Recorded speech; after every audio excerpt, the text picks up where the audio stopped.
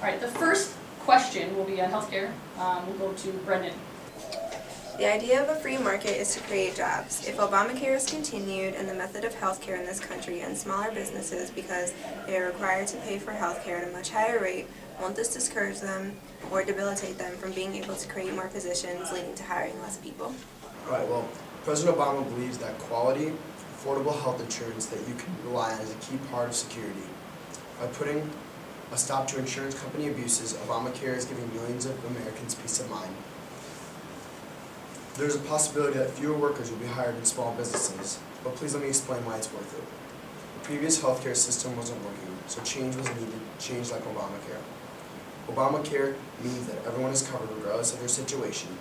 It prevents insurance companies from dropping when you are sick and people who can't afford health insurance. The federal government will pay the states to add them to Medicaid. It means that we are doing our best to make sure that no one is left behind. It looks out for the health and well-being of each and every citizen of the U.S. With Obamacare, 47 million women now have access to preventative health services, and it is now illegal to charge women different rates than men. The new healthcare law makes Medicare for the elderly stronger by adding new benefits, fighting fraud, cutting costs, and improving care for patients. I hope you all see the positive aspects of this system. For example, there were 1,666 additional jobs added since last November alone. This policy is not decreasing jobs, it's increasing. It's splitting one existing job into two. It's spreading the work around. Obamacare is making health care work better for all of us. And it doesn't mean that less people are being hired. It means more jobs are being made. It puts the health of your family first, ensuring access to free preventative health care and protecting consumers from insurance company abuses. Better health, after all, is a goal shared by everyone. Obama has moved forward toward a better future, and I, Brendan Gauss, fully support that. Caroline, your thoughts? That Obamacare is still an argument, is still debated, is completely ridiculous. It has been ruled unconstitutional. And the question that Obamacare is going to discourage the citizens is true.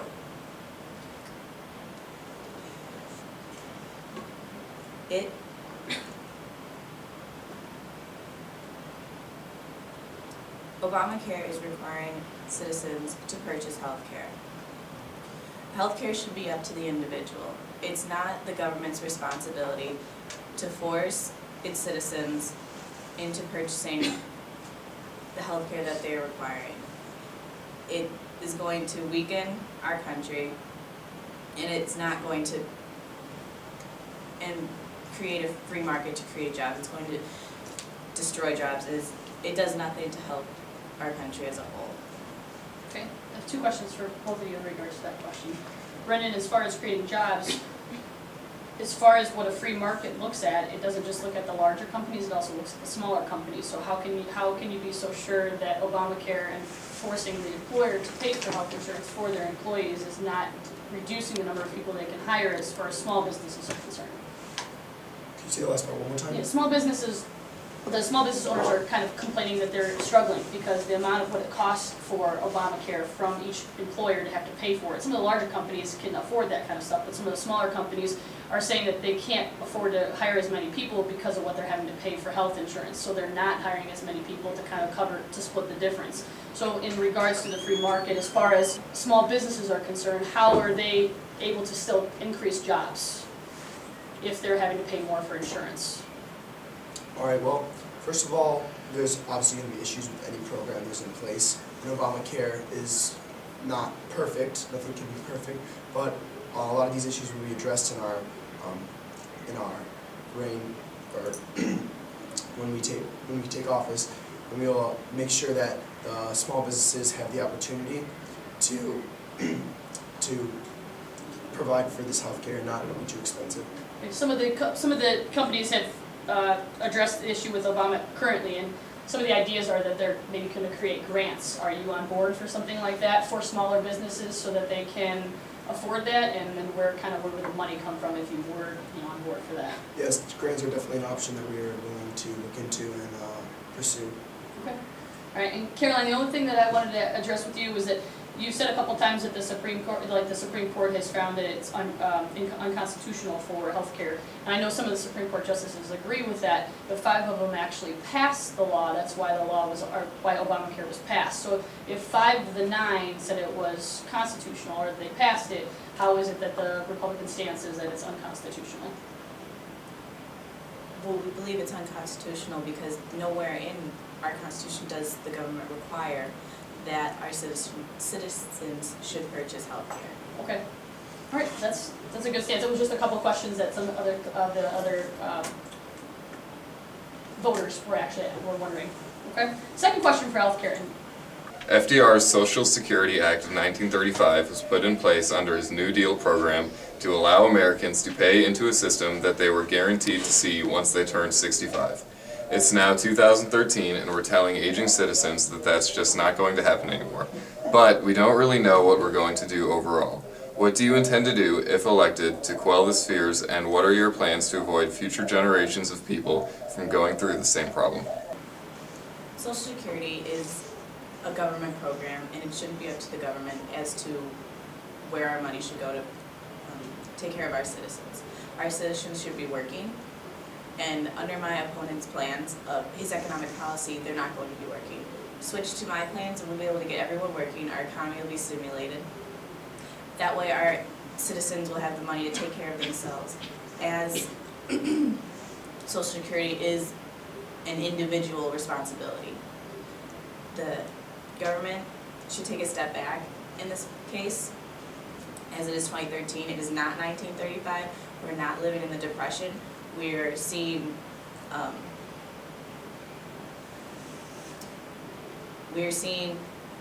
turn in the economy and in our country, and we need to roll with the turn that we see.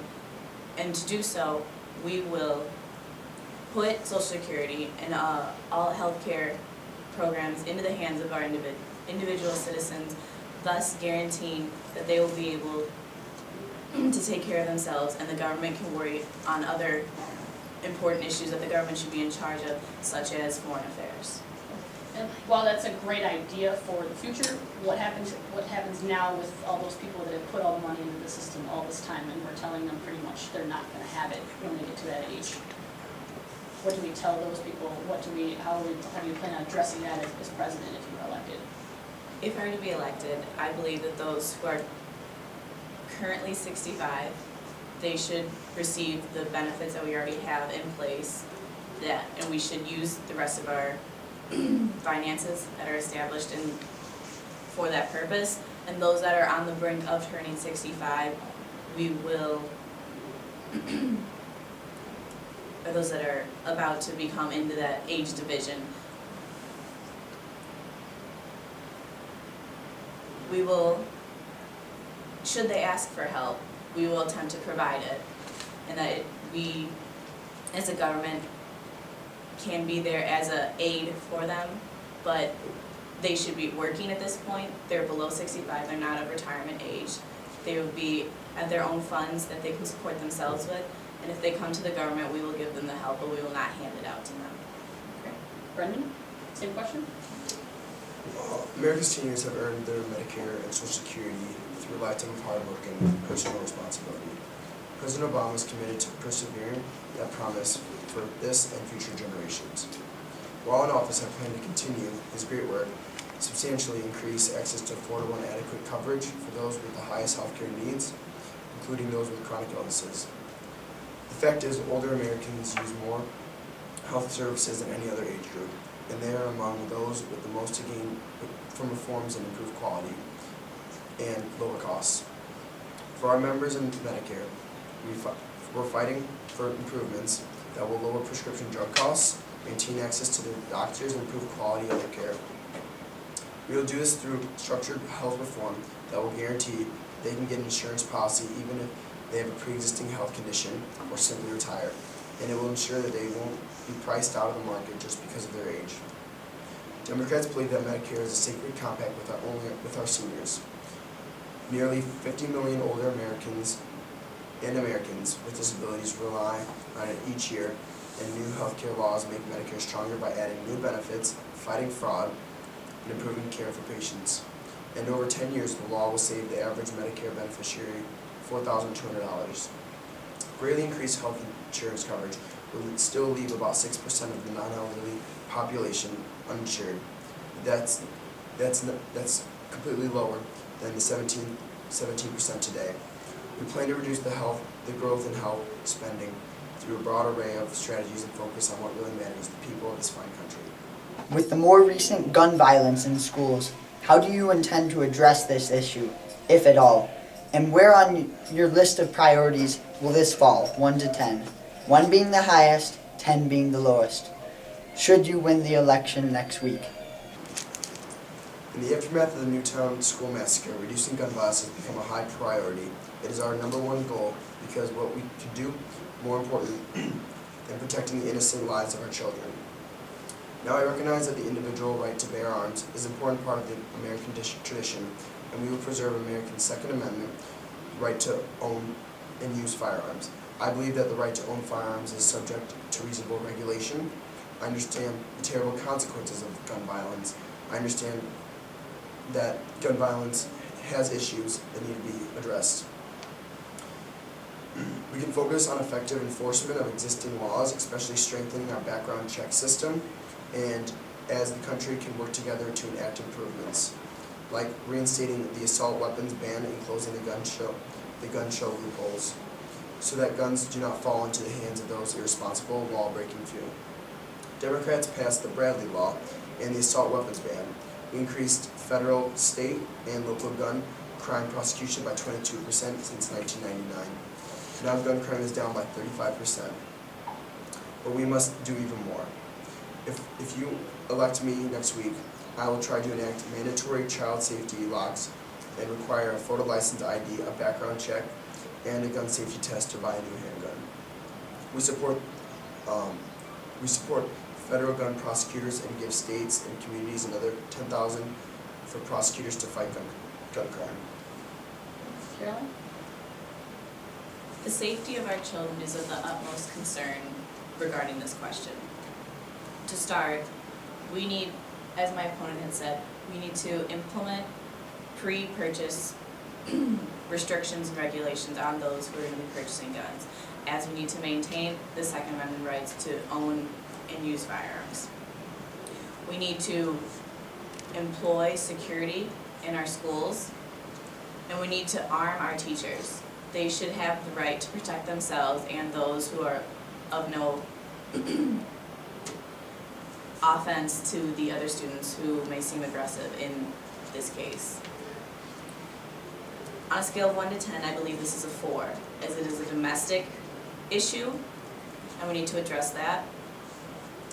And the security that we need to in place in our schools is going to help not only the safety, but the education of those, and to further those individuals and children who are looking for school as a place to succeed and as a place to grow, as it is, school is naturally a second home for our children.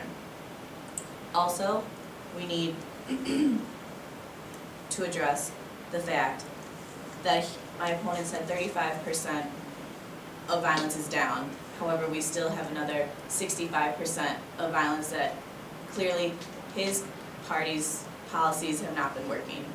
And then we need to implement a new program that is going to ensure the security of our students and the education for them.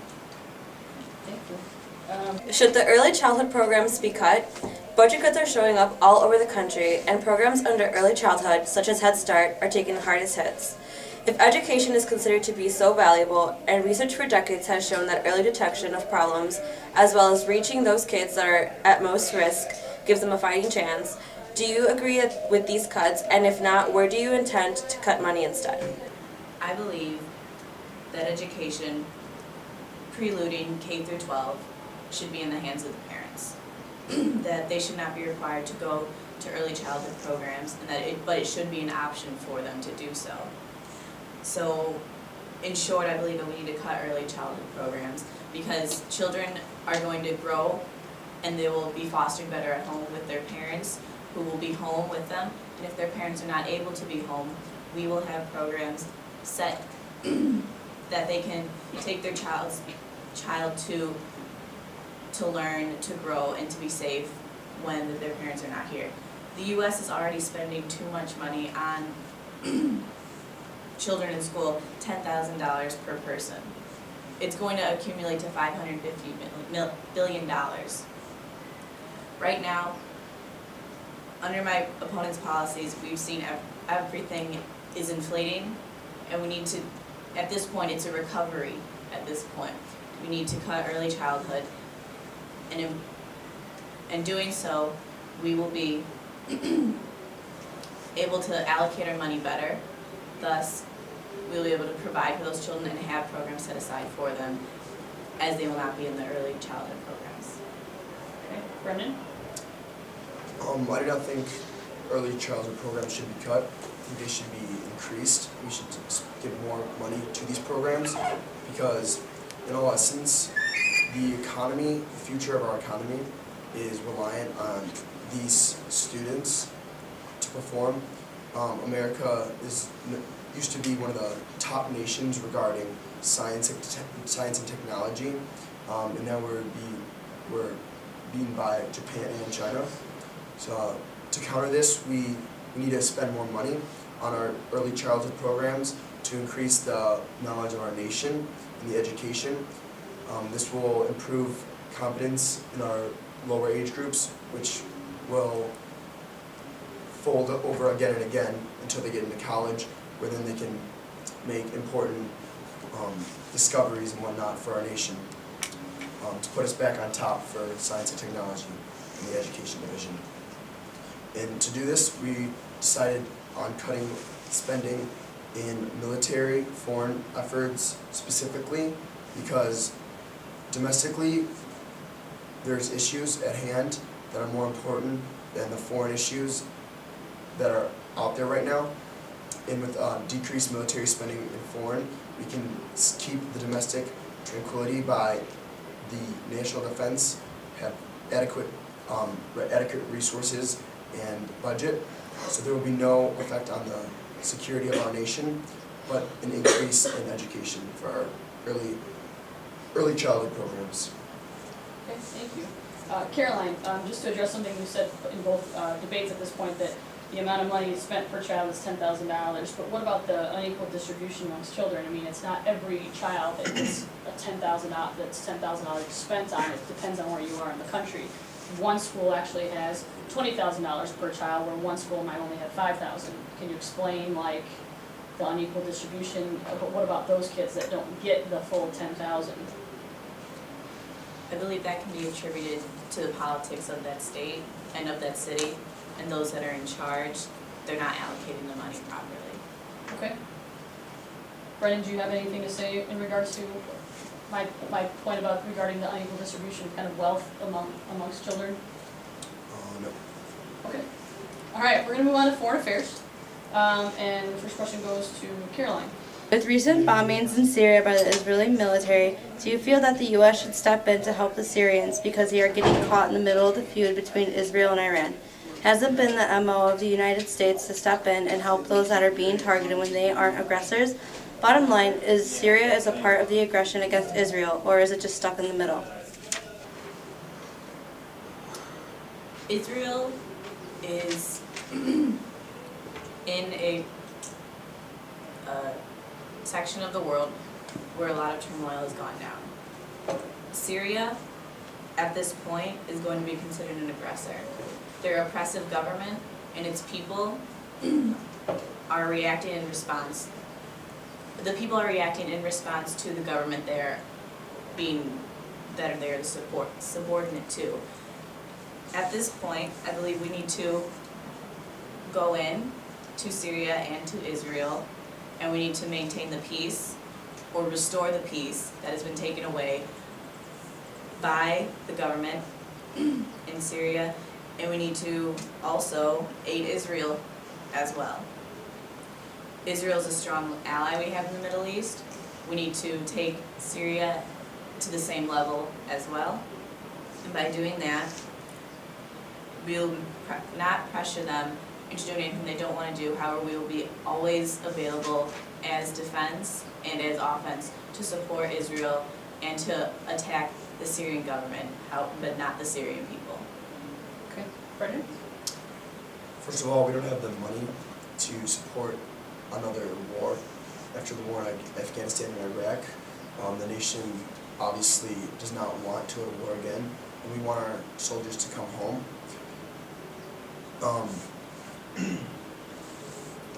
Syria can be attributed to a part of an aggressor with Israel due to the fact that when there's smoke, there's usually fire. So we see this as an issue that's definitely a problem and that needs to be addressed, but the use of American budget is not our first priority. We are going to definitely be involved as much as possible, but money and military expenses will not be our first priority, because if Syria and Israel can figure it out on their own, that would be a much more stable environment, and it would increase both of their nation as diplomatic structure without involving the U.S.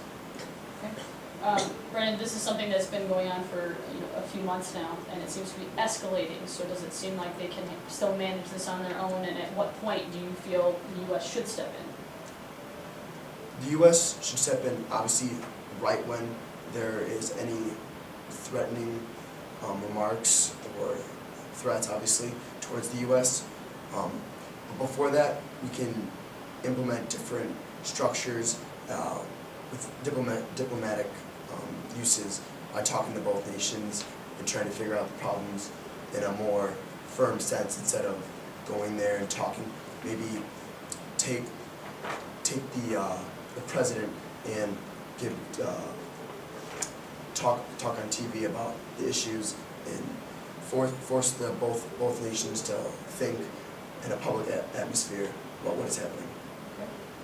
Caroline, what about you? I mean, do you feel like jumping in now might be a little bit too hesitant, or is there a point where we need to go in now, or should we wait a little bit longer to see kind of what's going to happen? And should we wait, in your mind, what do you think the negative consequence might be? Well, if we look at World War II, for example, waiting, the Holocaust was going down, right, what was happening, and millions of people died as a result of the U.S. waiting. We need to go in now, as the question said that the violence in Syria and Israel is escalating, and we need to go in now, and we need to promote peace, and we need to restore peace in that country. Ask the same question to my opponent, and he claims that we need to take a firm stance. Should this get any worse, as it is a tragedy already? He's not going to have the funds because he's sending them to other places, and he wants to increase the sequester in our country. He's not going to have the funds to promote the tranquility that he wants.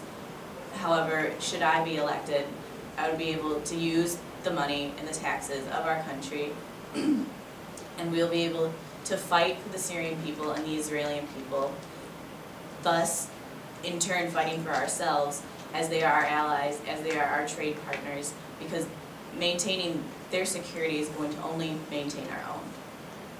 Brendan, did you want to reply, or?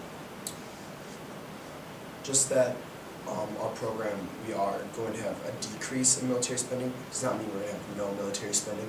Obviously, the health and safety of our nation is one of our first priorities, and that, like I said earlier, if there's any important big aspect events that come into play, there will be the funds necessary, and the military will be ready. Brendan, last question. Oil prices are $105 a barrel and gas prices are averaging $3.55 per gallon in the country, although in some places they are having to pay $4.50 and up for a gallon of gas. At what point does the government decide that our dependence on foreign oil companies is counterproductive for our country and thereby its citizens? It's a great question, actually, and it requires a lot of thought, because there's a point when the taxes are too high and they need to be brought down, or the oil prices are too high and they also need to be brought down. And what we're going to do is, once prices rise, you're going to start converting to alternative forms of energy, which can easily be accessible in the United States, such as wind in solar and hydro generated energy through water. These alternative forms of energy will be used domestically, so that way to decrease import costs through shipping, and also it'll decrease the dependency on foreign nations, which increases our economic stance in the nation, because the lower prices for the middle class man is what we want to keep a more stable environment in the United States. I believe that the foreign oil coming in is not nearly as important as the domestic oil that we already have. We need to go into locations such as Alaska, where oil reserves have been found, and we should use those resources as they are already available to us, and they're domestic and they're local. Thus, we will be taking away the cost of shipping that would be coming from the Middle East and the Emirates over there. Also, as my opponent had said, we should look into alternative forms of energy. But as of the now, we need oil, because the research and investments that going into alternative forms of energy like wind and solar are not as advanced and as successful as oil is for us now. And oil is a necessity now, while alternative forms of energy will be beneficial in the future. Thank you. Brendan, did you have anything you wanted to ask your opponent? One point I would like to make. You said that the future of alternative energy is too far ahead, but one example would be corn. We definitely implemented corn into the gas, and it's lowered gas prices for the average American, decreasing spending for foreign dependency on gas or oil. Caroline, did you have anything further that you wanted to add or ask your opponent? Okay. Each candidate will now be given 2 to 3 minutes to kind of give their closing arguments or anything that they would like to add. Brendan, you will have the first chance to speak. Regarding healthcare, once again, I want to reiterate that the Social Security is definitely a big issue we are going to be addressing in the presidency, if elected. We would like better healthcare for everyone from when they are born in the hospital to their deathbed in nursing homes. So to do this, like we said earlier, we want to increase healthcare spending and make sure everyone has adequate healthcare. In the education division, we're going to make sure that early childhood programs do not get cut, and that they're actually increased, so that way our economic dependency, it'll pay off tenfold in the future for the nation in the aspect of the real GDP per capita compared to other nations. And then in our foreign affairs, we're obviously going to keep good diplomatic reasoning between Syria and Israel, and look to alternative forms of energy for oil and gas prices, because America is spending too much on our expenses for gas nowadays, and we can shift this to more forms of energy such as corn, wind, solar, and water. So thank you, and I'm Brennan Giles, your Democratic candidate. Thank you. Caroline? To consider education, healthcare, we need to consider the safety first. We need to live in an environment where our citizens feel safe and that they can work and that they can enjoy life in the best possible sense. That would mean we need to take care of foreign affairs as a first and foremost problem. Funds should be sent to our troops. We need to send our troops to these countries that are considered violent, thus saving not only those countries but ourselves, and so that our children can go to school and they can get an education, thus apply for jobs, and then they can make their own money to take care of themselves, as is not the government's responsibility to take care of them other than the national security as it is. Education, right now,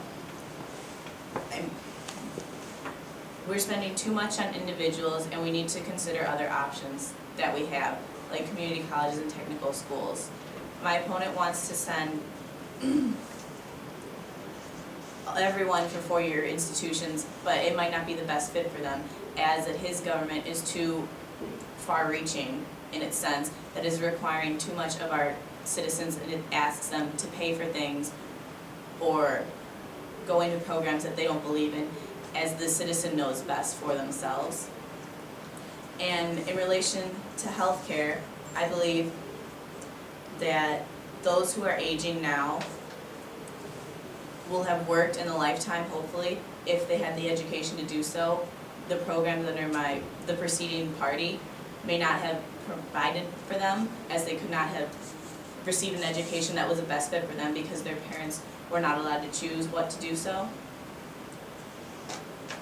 So from the most basic sense, we need to start from the bottom through safety of our foreign affairs and promoting that, which will in turn promote the healthcare, as they'll be able to provide for themselves from the education that they received through the choice of their own. I'm Carolyn Savesky, and I am your Republican nominee.